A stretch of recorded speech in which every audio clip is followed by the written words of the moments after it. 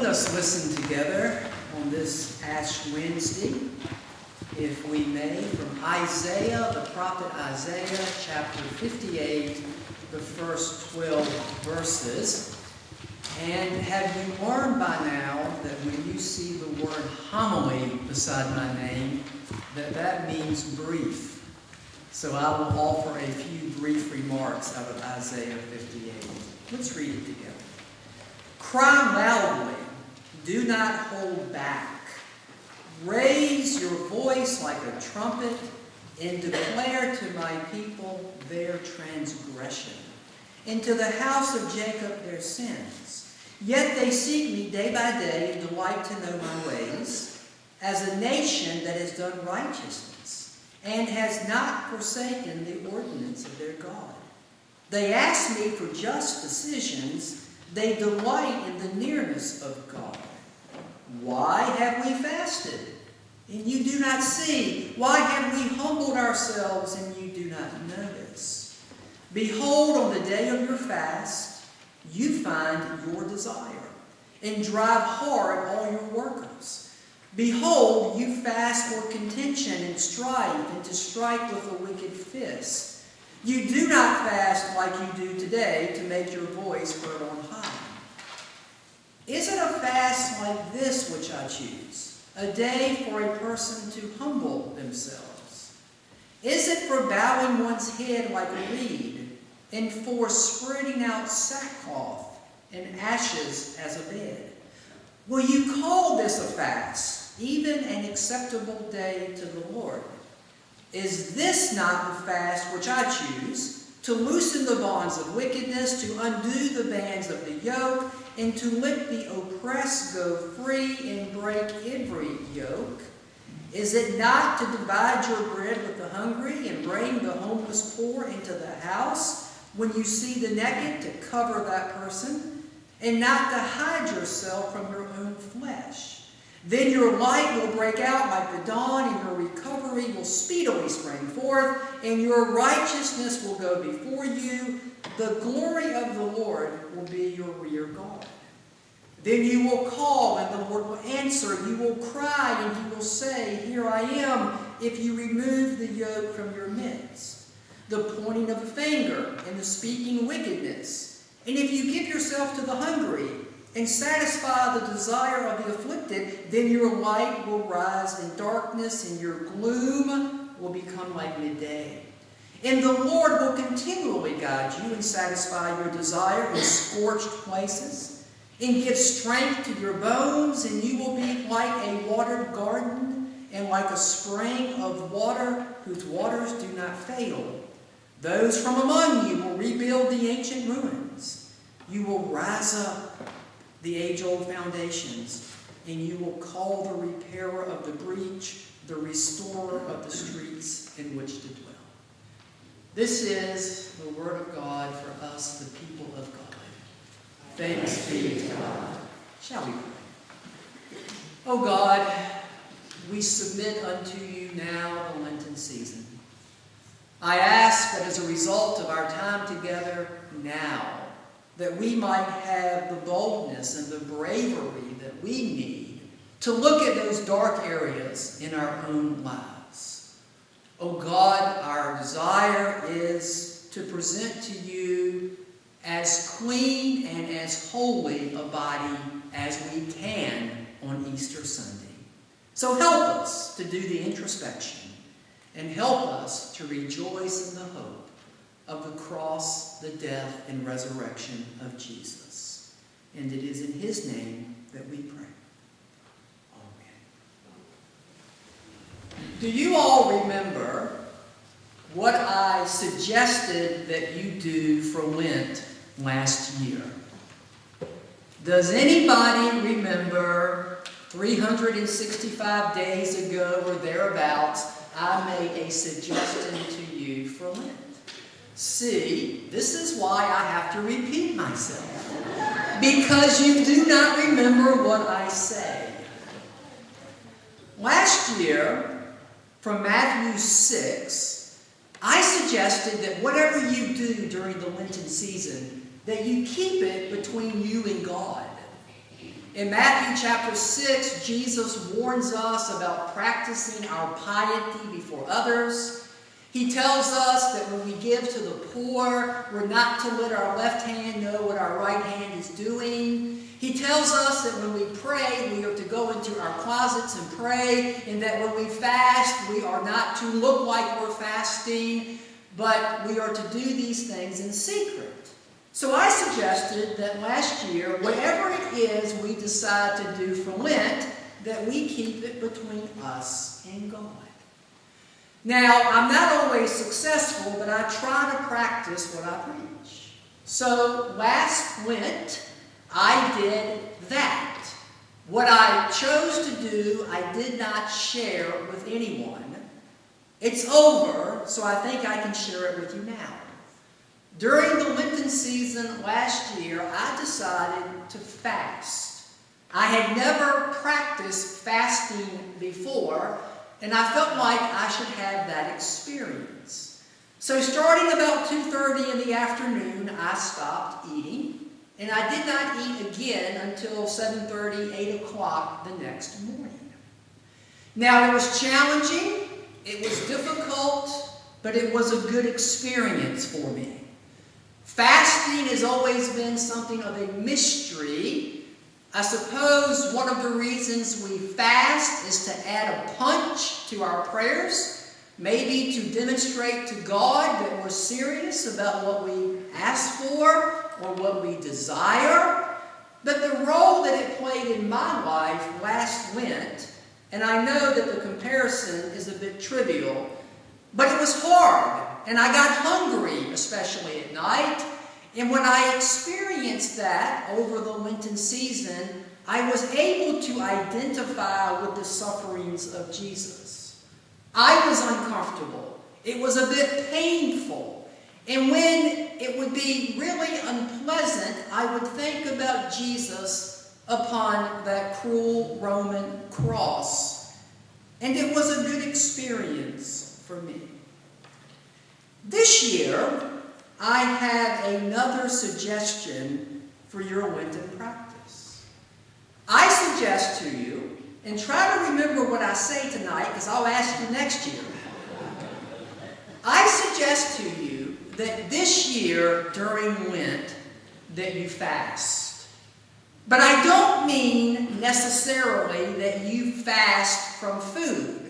I don't mean necessarily that you fast like I fasted last year. But rather, I suggest to you, and I'm going to try to do this myself, I suggest that you fast like Isaiah says to fast. I suggest that we fast like this. Now, Isaiah here in chapter 58 is really not that difficult to understand. What he does here, what the prophet does here, is he acknowledges a problem and then he offers a solution. The overall problem is found in verse 2. Notice what Isaiah says, preaching, proclaiming, "Yet they seek me day by day and delight to know my ways, as a nation that has done righteousness and has not forsaken the ordinance of their God. They ask me for just decisions. They delight in the nearness of God." So the problem is that the people in this text probably comes from the post-exilic period when the Israelites have been allowed to go back from Babylon back to Jerusalem, and they are about to rebuild their city and their temple. And the problem is that the people don't think there's a problem. They're going on with their religious practices, expecting for them to bear fruit, when in fact they are living wicked lives. So that's the problem. They go on as if there's no problem. So the people ask, well, what's going on here? Notice verse 3.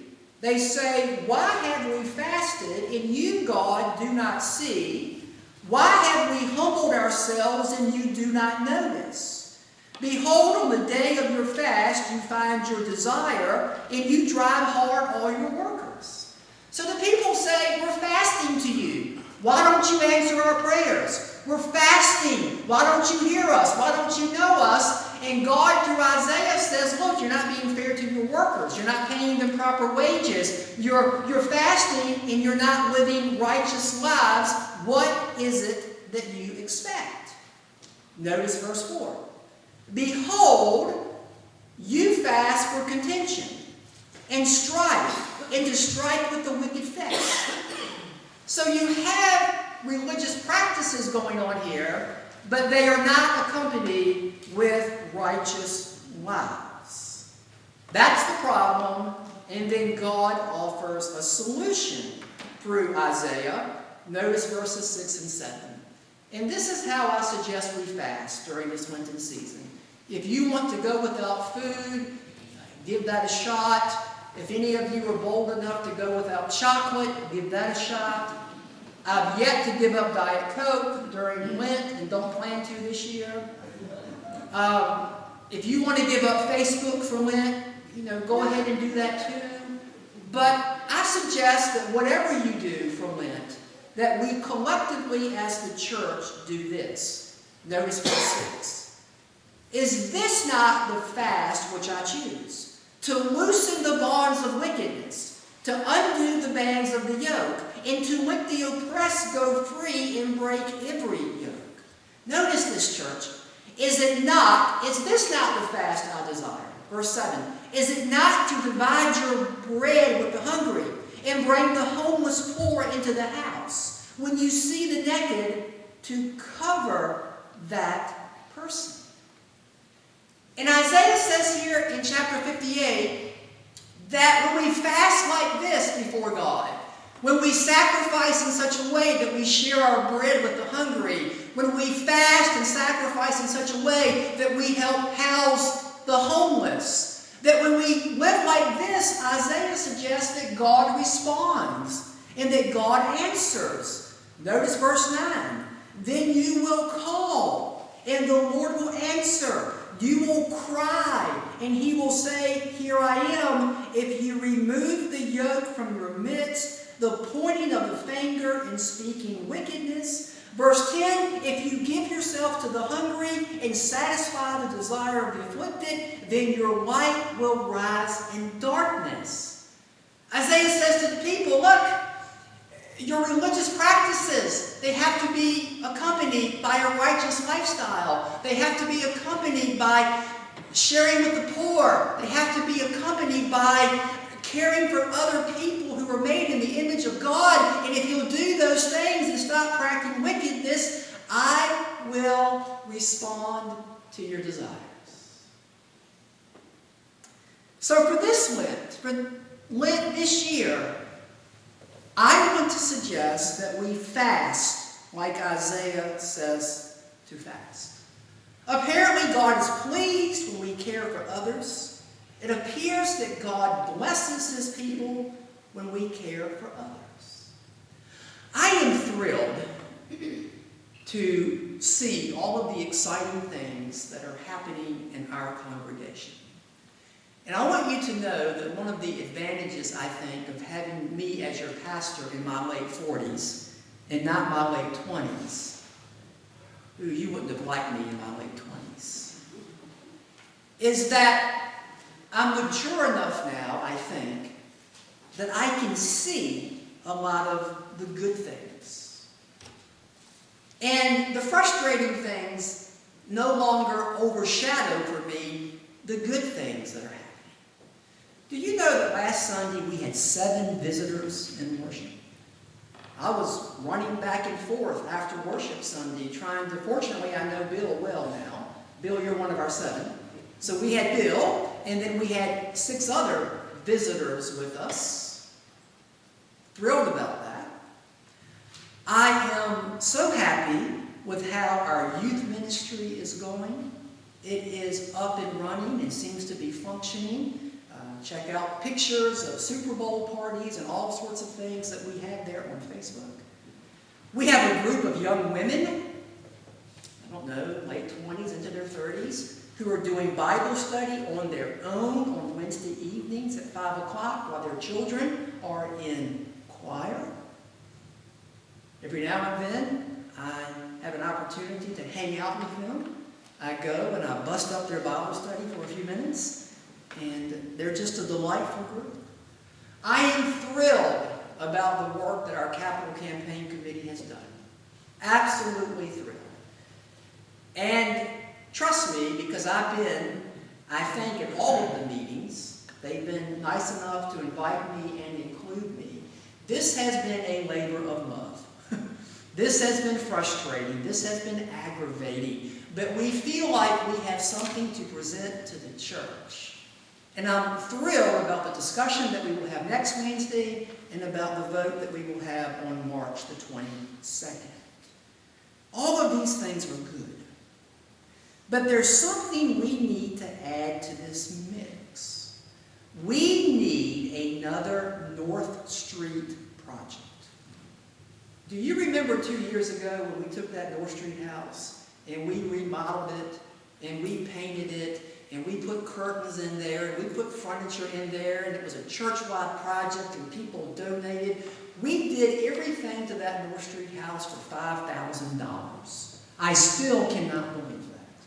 We did it for $5,000. And now there are women in that house, transitional housing with their children. We did that. That's the kind of fasting that Isaiah says we should do. Our benevolence ministry is exceptional right now. Anna LeCount Anderson are coming on Tuesdays and meeting with people and assisting people in distributing the funds that we give for benevolence to help the poor right here in our backyard. Isaiah says that God is pleased when we do that, and that's the kind of fasting that God likes. Even better than me going from 2:30 in the afternoon to 7:30 in the morning without eating food, even better than that is the North Street house. Even better than that is the benevolence ministry across the street that occurs on Tuesdays. And now we need something else. And I don't know what it is. I've been praying and looking, and I don't know what it is, but as your pastor, I feel like we need another fasting project like that. And so, I'm hopeful that perhaps a door for our church for additional fasting, the kind of fasting that produces the North Street house, I am hopeful, maybe during this Lenten season, another door like that will open for us. Amen.